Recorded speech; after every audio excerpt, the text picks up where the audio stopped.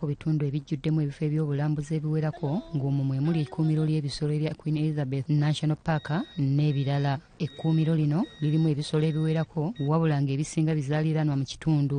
Ekkuumiro lino litudde ku ttaka eriwerako kilomita 5.8 n'obutundu 7 wabula nga liriko bannakigwanyiza abeesenzaako nga kino kiviiriddeko okusika omugwa wakati w'ekitongole kivunaanyizibwa ku kkuumiro ly'ebisolo n'abantu abeesenza ku ttaka lino. Abantu bagamba bazze basanga okusoomoozebwa kw'ensolo ezibalumba ne zitta bannaabwe entakera.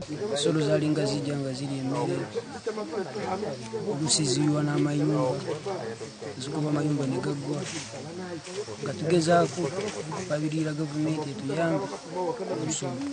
Abatuuze bagamba nti bagezezzaako okwerwanako mu ngeri ez'enjawulo okwetaasa ku nsolo zino omuli okukuma omuliro, okufuuwa emirere n'ebirala. Ensolo ez'omuliro etufuuwa ne ku mirere nga tulina ne tooki naye yo lwakuba nsolo Katonda baba tuyambe waliwo lwezijja waliwo lwezitajja. Kino kiwalirizza abakulu okuva mu kitongole kivunaanyizibwa ku nsolo ez'omu nsiko ki Uganda Wildlife Authority okugezaako okubadduukirira.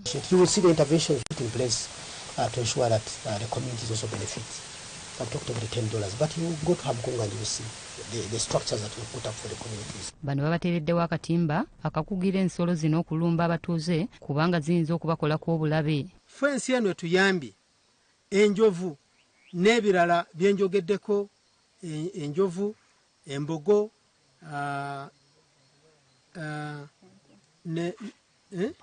empala n'ebisolo ebirala ebiri mu paaka ebyo tebikyajja waffe.